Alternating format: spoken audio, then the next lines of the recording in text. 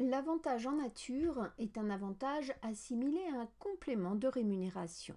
L'avantage en nature peut être un bien, un service ou un produit fourni soit gracieusement par l'entreprise à ses salariés ou en contrepartie d'une participation très faible de la part du salarié, soit à un prix inférieur à son coût réel dans le cas de l'achat d'un produit fabriqué par l'entreprise. Pour être considéré comme un avantage en nature, le salarié doit en faire usage à titre privé. L'avantage en nature permet au salarié de faire l'économie de frais qu'il aurait dû normalement supporter. Il est considéré comme un élément de rémunération supplémentaire au salaire net versé par la société aux salariés. Il est donc soumis aux charges sociales, salariales et patronales et à l'impôt sur le revenu pour le salarié. Pour l'entreprise, c'est une charge déductible de son résultat imposable. Il s'agit donc d'une économie d'impôt. L'avantage en nature ne doit pas être confondu avec les frais professionnels qui correspondent à des dépenses avancées par le salarié pour des besoins professionnels, frais de parking, frais de repas, frais de transport par exemple, qui lui sont ensuite remboursés par l'employeur. Il existe 3 types principaux d'avantages en nature: nourriture, logement et véhicule. Le montant d'un avantage en nature est déterminé soit forfaitairement, soit en fonction de sa valeur réelle.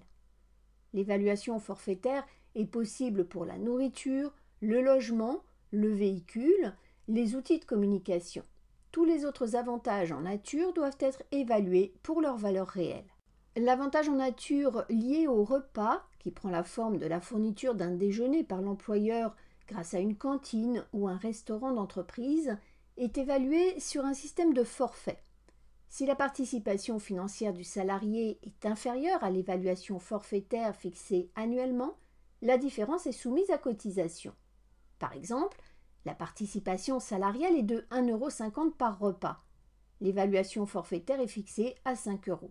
Dans ce cas, l'avantage en nature soumis à cotisation est de 3,50 € par repas, c'est-à-dire 5 € moins 1,50 €.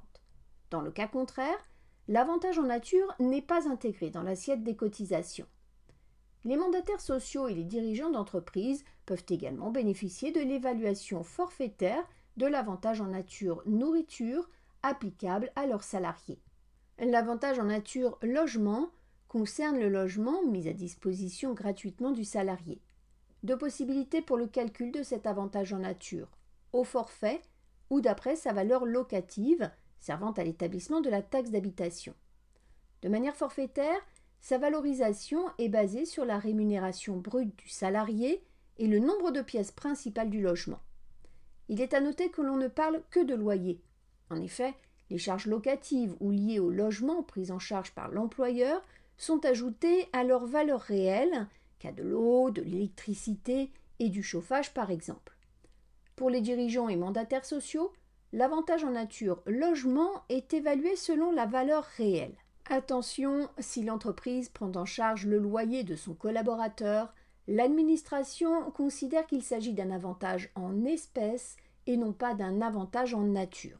De plus, les autres charges réglées par l'employeur et dont le paiement incombe normalement à l'occupant, comme la taxe d'habitation ou l'assurance, constituent un avantage en espèces soumis à cotisation et non un avantage en nature. Lorsqu'un véhicule d'entreprise est mis à la disposition d'un salarié qui l'utilise à des fins à la fois professionnelles et personnelles le week-end et pendant ses congés, l'utilisation privée constitue un avantage en nature, que l'employeur soit propriétaire ou locataire du véhicule. Il s'agit d'un avantage en nature soumis à l'impôt et aux cotisations sociales. Là encore, l'avantage en nature peut être calculé au choix de l'employeur de manière forfaitaire, qui inclut un pourcentage du coût du véhicule, ou sur la base des dépenses réellement engagées par l'employeur, telles que l'amortissement du véhicule, l'assurance, les frais d'entretien. D'autres types d'avantages en nature existent. Lorsque l'entreprise prend en charge les abonnements mis à disposition du salarié, par exemple l'abonnement téléphonique pouvant être utilisé aussi bien dans le cadre de l'activité professionnelle qu'à titre personnel par le salarié. L'entreprise peut alors fixer forfaitairement à 10% de l'abonnement annuel la valorisation de l'avantage en nature. La mise à disposition d'un téléphone mobile ou d'un ordinateur portable dans le cadre des nouvelles technologies de l'information et de la communication sont également considérées comme un avantage en nature si le salarié, en plus d'un usage professionnel, en fait usage à titre privé. Tous les salariés, assimilés salariés, ainsi que les apprentis et les stagiaires peuvent bénéficier d'avantages en nature. Cela doit être mentionné dans le contrat de travail ou la convention de stage. Sont également concernés les gérants de SARL, les présidents et directeurs généraux de SA et de SAS. S'agissant d'un complément de rémunération, il est nécessaire de faire apparaître 2 fois pour le même montant sur le bulletin de paye les avantages en nature.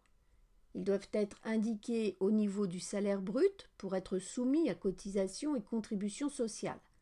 Après détermination du salaire net imposable, ils doivent être déduits du salaire net à verser aux salariés.